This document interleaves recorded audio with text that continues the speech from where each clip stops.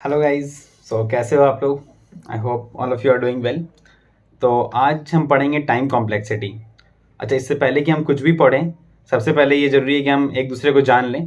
तो मैं थोड़ा बहुत अपने बारे में बता देता हूँ। तो सबसे पहले myself Shan Kumar and like I am a fourth year computer science student pursuing my BTech from IIT BHU। मैं इस समर यानी कि इस मई में मैं 84.ai में SD इंटर्न करने जा रहा हूँ।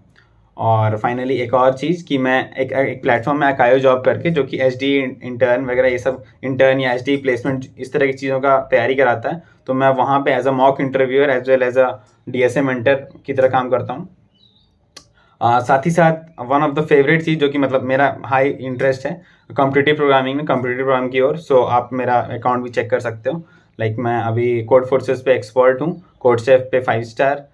सो हाँ, competitive programming is one thing that fascinates me a lot. So ठीक है। So I think that's it about myself. तो आप लोग भी बता देना कि आप लोग कहाँ से हो और क्या कर रहे हो अभी। कमेंट्स में ज़रूर मुझे बताना। मुझे काफ़ी अच्छा लगेगा ये जान के कि मेरे व्यूअर्स कहाँ कहाँ पे हैं। तो चलिए शुरू करते हैं आज का topic, that is time complexity. तो सबसे पहले मैं ये बता देना चाहता हूँ कि टाइम कॉम्प्लेक्सिटी एक काफ़ी बहुत ही आसान टॉपिक है। ऑन द अदर हैंड ये काफ़ी इंपॉर्टेंट टॉपिक भी है, ठीक है। क्योंकि आप कभी भी इंटरव्यू वगैरह में जाओगे तो आपको इंटरव्यूअर सबसे पहले कोई क्वेश्चन देगा। ऐसे नहीं आपको डायरेक्ट टाइम कॉम्प्लेक्सिटी का एकदम सवाल पूछ रहा है, बट वो कोई क्वेश्चन देगा, आपसे प्रोग्राम करवाएगा, सब कुछ। लास्ट में वो जरूर पूछेगा कि भाई इसका टाइम कॉम्प्लेक्सिटी क्या है, जो भी तुमने कोड किया टाइम कॉम्प्लेक्सिटी क्या है, स्पेस कॉम्प्लेक्सिटी क्या है। और टाइम कॉम्प्लेक्सिटी का फंडामेंटल्स आपको पता होना जरूरी है, क्योंकि हमेशा हम यही कोशिश करते हैं कि हम टाइम ऑप्टिमाइज करते जाएं। कि भाई अगर हम एक प्रोग्राम लिखे ऑर्डर ऑफ लेट से, मतलब लेट से बहुत ज़्यादा टाइम लग रहा है, ठीक है, तो हम उसको और कम कर सकते हैं क्या, और कम कर सकते हैं क्या। तो हमेशा हम यही करते हैं कि भाई टाइम कॉम्प्लेक्सिटी हम जितना कम से कम करें, जितना ऑप्टिमाइज कर पाए उतना करें। स्पेस कॉम्प्लेक्सिटी के साथ भी सेम बात है। स्पेस कॉम्प्लेक्सिटी हम बाद में कवर करेंगे। टाइम कॉम्प्लेक्सिटी का बेसिक्स हम इस वीडियो में देखते हैं। तो अगर हम टाइम कॉम्प्लेक्सिटी का जनरल बात करें तो टाइम कॉम्प्लेक्सिटी की कितना टाइम टोटल लग रहा है, लाइक, ठीक है। तो हम वहाँ पे तो अब कितना टाइम लग रहा है ये सिर्फ जो प्रोग्राम आप लिखे हो उस पर डिपेंड नहीं करता है।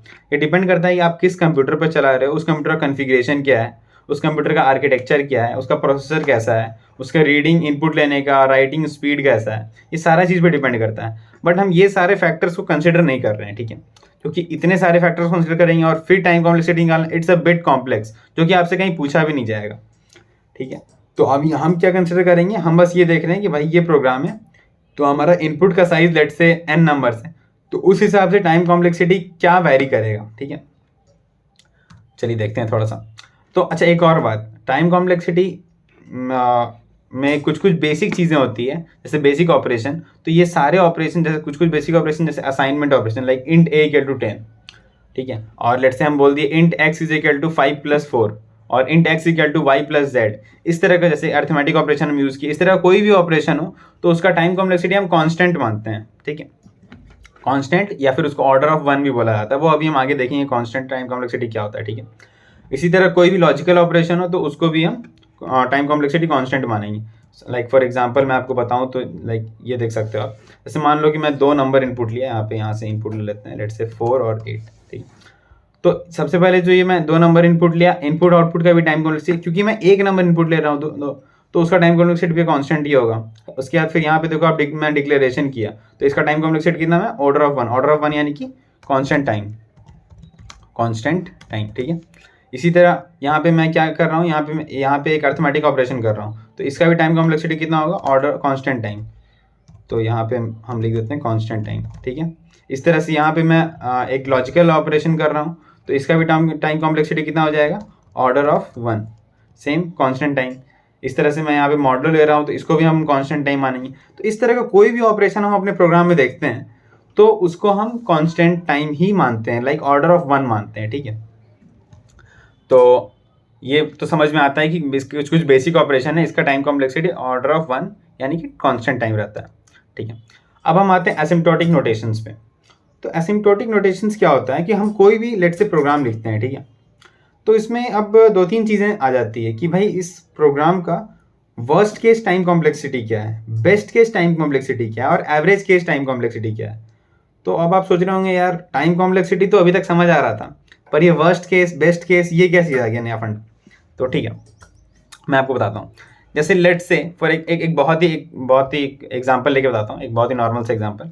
लेट्स से हमें एक एरे दिया हुआ है, ठीक है, हम एक एरे का इनपुट ले लेते हैं। लेट्स से 5 डिजिट का 5 नंबर्स का एरे है। लेट्स से 10 11 1 7 4 5, ठीक है। और ये प्रोग्राम हम लिख देते हैं कि भाई find the first index where value is 1, ठीक है। तो हमें वो पहला इंडेक्स बताना है जिसका कि वैल्यू 1 हो। तो यहाँ पे क्या आंसर आ जाएगा 2, क्योंकि सेकंड इंडेक्स पे सबसे पहला बार हमको 1 मिल रहा है, ठीक है। तो एक चीज़ आप मेरे को बताओ, ये बस इतना सा पार्ट पे हम कंसिडर फोकस कर रहे हैं, ये इनपुट वाला पार्ट हटा दो। तो एक चीज़ आप मुझे बताओ कि यहाँ पे क्या क्या पॉसिबिलिटी है। ऐसा भी हो सकता था कि जो मेरा गिवन एरे है उसमें पहले ही पे मतलब सबसे फर्स्ट 0th इंडेक्स पे ही 1 आ जाए। तब हम यहाँ पे क्या करते, यहाँ पे हम सिर्फ ये फॉर लूप सिर्फ एक बार चलता और वो ये इफ लूप सेटिस्फाई कर जाता, ये इफ में आ जाता, सेटिस्फाई कर जाता। तो हम यहाँ पे यहाँ पे 0 प्रिंट हो जाता। यहाँ पे अपन आउटपुट देख सकते हैं कि यहाँ पे क्या हो जाता है, 0 प्रिंट हो जाएगा। और एक बार 0 प्रिंट हो जाता तो उस केस में नंबर ऑफ ऑपरेशन कितना हुआ, सिर्फ एक हुआ। यानी कि बेस्ट केस टाइम कॉम्प्लेक्सिटी इस प्रोग्राम का क्या हो गया, ऑर्डर ऑफ 1। क्यों ऑर्डर ऑफ 1, क्योंकि सिर्फ एक ही मतलब एक स्टेप में भी हम कर सकते थे, ठीक है। कि अगर पहले पे ही 1 होता, लेट से पहले पे 1 नहीं होता, लेट से पहले पे 10 था और लेट से यहाँ पे भी 10 था और लेट से 1 सबसे लास्ट में होता, तो टोटल नंबर ऑफ ऑपरेशन कितना लगता है। ये फॉर लूप n बार चलता, क्योंकि ये इफ लूप सबसे लास्ट में सेटिस्फाई होता, तो फॉर लूप n बार चलता। इसका मतलब वर्स्ट केस में कितना टाइम कॉम्प्लेक्सिटी लग रहा है, ऑर्डर ऑफ n, क्योंकि n ऑपरेशन हो रहा है तो हम उसको ऑर्डर ऑफ n बोल रहे हैं।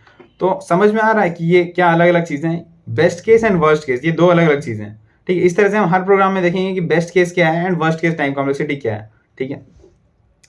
तो एक बार हम चला के देख लेते हैं, जैसे ये जो नॉर्मल सा हमारा प्रोग्राम था। तो अगर अभी हम देखेंगे कि यहाँ पे एक सेकेंड क्या दिक्कत आ रहा है, अच्छा यहाँ पे ARR लिखना भूल गया मैं शायद, ठीक है।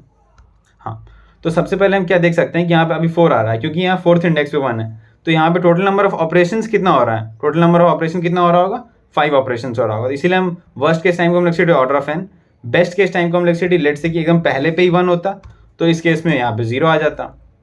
आउटपुट हम देख सकते हैं इस प्रोग्राम को रन करने के बाद 0 आ गया, तो इसका मतलब फॉर लूप सिर्फ एक बार चला है। तो दैट इज द थिंग यहाँ पे। तो एसिम्प्टोटिक नोटेशन 3 तरह का होता है, big O notation, big omega notation and big theta notation. So big O notation denotes the worst case time complexity, like worst running time of the program. कि like let's say this is the program, so ये programme का worst case time complexity कितना हो सकता है, order of n, ठीक है। उसी तरह बिग ओमेगा नोटेशन क्या डिनोट करता है, big omega notation denotes the best case time complexity. मतलब ये प्रोग्राम का अगर सबसे बेस्ट केस में, एक एक्सेप्शनल केस हम देखें, अगर सबसे बेस्ट केस में कितना टाइम लगेगा, तो ऑर्डर ऑफ 1 लगेगा, ठीक है।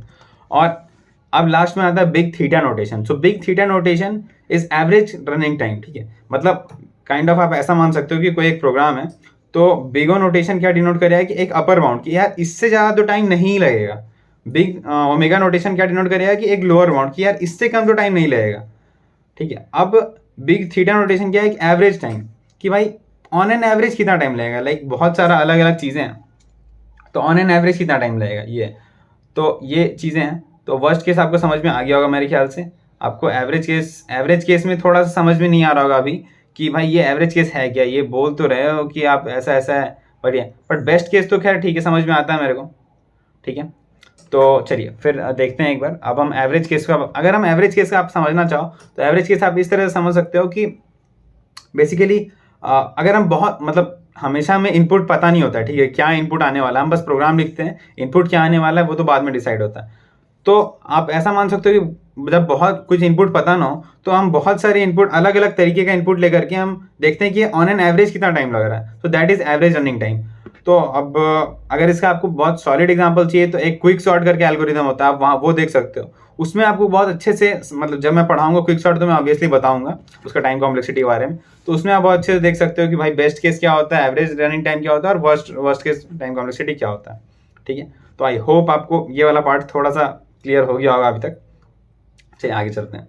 तो अब हम देखेंगे कि क्या क्या अलग अलग तरीके के टाइम कॉम्प्लेक्सिटी जनरली हमें देखने को मिलता है, जनरली कॉम्पिटिटिव प्रोग्रामिंग या कोई भी मतलब जो भी आप प्रोग्रामिंग करते हो, ठीक है। तो सबसे पहले आता है कि भाई हमारा constant time complexity. Constant time complexity मैंने आपको पहले ही बता चुका हूँ। लाइक मैं आपको यहाँ पे बताया था। हाँ, जैसे इस तरह कोई भी ऑपरेशन हो तो इसमें कांस्टेंट टाइम कॉम्प्लेक्सिटी, क्योंकि मतलब इसमें एक ही ऑपरेशन हो रहा है, ठीक है, ये एक ऑपरेशन, इसको हम एक ऑपरेशन मानते हैं, इसमें कांस्टेंट टाइम, तो कांस्टेंट टाइम को हम ऑर्डर ऑफ 1 से डिनोट करते हैं। सेकंड में आता है लॉगरिथमिक टाइम। तो लॉगरिथमिक टाइम, आप सोच रहे हो कि लॉगरिथमिक टाइम कैसे आ सकता है यार, ऑर्डर ऑफ n समझ में आ रहा था, ऑर्डर ऑफ 1 समझ में आ रहा था, ऑर्डर ऑफ log n कहाँ से आ गया। तो बाइनरी सर्च अगर आप लोग जानते हो, या फिर मैं आगे पढ़ाऊंगा तो मैं जरूर बताऊंगा, तो बाइनरी सर्च में जो उसका time complexity order of log n होता है। ये log n का factor binary search, sorting, segment tree, इस तरह की चीज़ों में आपको काफ़ी देखने को मिलेगा, ठीक है। तो मैं जब जब आगे पढ़ाऊंगा सारे से आपको बताते चलूंगा, पर अभी के लिए आप ये समझ लो कि ऑर्डर ऑफ log n भी मतलब काफ़ी बार आपको देखने को मिलेगा, ठीक है। देन आता है order of N. Order of N तो अभी हम देखे ही थे इस वाले प्रोग्राम में कि भाई वर्स्ट केस में ये कितना एन बार लूप चलाना पड़ेगा, तो ऑर्डर ऑफ एन। देन आता है इसको कहते हैं लीनियर टाइम कॉम्प्लेक्सिटी। देन आता है order of N log n. तो order of N log n इसका मतलब होता है लॉग लीनियर टाइम कॉम्प्लेक्सिटी। ये हमें मर्ज सॉर्ट में देखने को मिलता है। मर्ज सॉर्ट एक बहुत ही अच्छा सॉर्टिंग एल्गोरिथम है और जिसका time complexity order of N log N होता है। कैसे होता है अगेन मैं जब मर्ज सॉर्ट पढ़ाऊंगा तो मैं जरूर बताऊंगा, ठीक है। देन आता है order of N square, that is quadratic time complexity. Order of N square generally हमें नेस्टेड लूप, लाइक दो लूप नेस्टेड है, हमेशा नहीं, वंस अगेन मैं बोल रहा हूँ, हमेशा दो लूप नेस्टेड हो तो जरूरी नहीं ऑर्डर ऑफ एन स्क्वायर हो, बट जनरली दो लूप नेस्टेड होते हैं तो हमें ये देखने को मिलता है कि ऑर्डर ऑफ एन स्क्वायर है। फिर आता है एक्सपोनेंशियल टाइम कॉम्प्लेक्सिटी, देन आता है फैक्टोरियल टाइम कॉम्प्लेक्सिटी। तो ये सब काफ़ी ज़्यादा लार्ज है। लाइक ये आप अगर आप देखोगे ध्यान से तो ये पूरा का पूरा इंक्रीजिंग ऑर्डर में ही दिया हुआ है, ठीक है। अगर यहाँ से यहाँ आप देखोगे तो ये बढ़ ही रहा है, मतलब ऑर्डर ऑफ 1 सबसे कम, ठीक है, ऑर्डर ऑफ log n उससे ज़्यादा, फिर ऑर्डर ऑफ n, फिर order of n log n, फिर ऑर्डर ऑफ n स्क्वायर 2 की power n and n factorial. So ये किस ऑर्डर में है, ये आपका इंक्रीजिंग ऑर्डर में है, ठीक है, इंक्रीजिंग ऑर्डर, ठीक है। समझ में आता है, ये चीज़ें क्लियर है। तो आई होप आपको टाइम कॉम्प्लेक्सिटी का बेसिक समझ में आ गया हो। अभी आगे और वीडियो आएंगे टाइम कॉम्प्लेक्सिटी की, जिसमें हम ये देखेंगे कि यार हम प्रोग्राम देख करके कैसे पता करेंगे ये कौन सा, इसका टाइम कॉम्प्लेक्सिटी क्या है, ठीक है। इस प्रोग्राम देख करके हमको समझ में आना चाहिए। तो इसलिए हम अगले पार्ट में, इस वीडियो के अगले पार्ट में डिस्कस करेंगे। Till then keep learning. And अब आप इतना कुछ कर ही लिए हो तो मुझे ये तो है ना कि आप कुछ मैं एक दो क्वेश्चन आपसे पूछना चाहूँगा एंड आई होप आप उसके आंसर करोगे। सो लेट्स सी क्या है। तो सबसे पहले मैं एक चीज़ मैं चाहता हूँ कि सिर्फ ऐसा नहीं कि मैं पढ़ाऊँ, आप लोग थोड़ा सा खुद से भी इस टॉपिक पर रिसर्च करो, ठीक है। और मुझे ये बताओ कि मुझे एक दो एग्जाम्पल चाहिए, ठीक है। पहला एग्जाम्पल, ऐसे किसी प्रोग्राम, आप कमेंट्स में मुझे बताना कोई ऐसा प्रोग्राम लिखो जिसमें कि टाइम कॉम्प्लेक्सिटी वर्स्ट केस और बेस्ट केस दोनों में ही सेम हो जाए, ठीक है। ऐसा कोई प्रोग्राम जिसमें कि टाइम कॉम्प्लेक्सिटी वर्स्ट केस और बेस्ट केस में सेम हो जाए, ठीक है। और मुझे एक और चाहिए कि टाइम कॉम्प्लेक्सिटी जिसमें वर्स्ट केस और बेस्ट केस में डिफरेंट हो।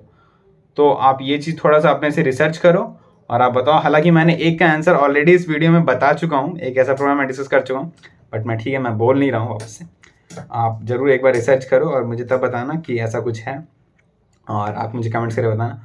और प्लीज़ अगर आपको ये वीडियो अच्छा लगा तो प्लीज़ मेक श्योर कि आप इसे लाइक, सब्सक्राइब और शेयर करो, अपने दोस्तों को भी दिखाओ। और ठीक है, हम आगे ऐसे ही पढ़ते रहेंगे और आई होप आपको मज़ा आ रहा हो। Till then keep learning, bye bye.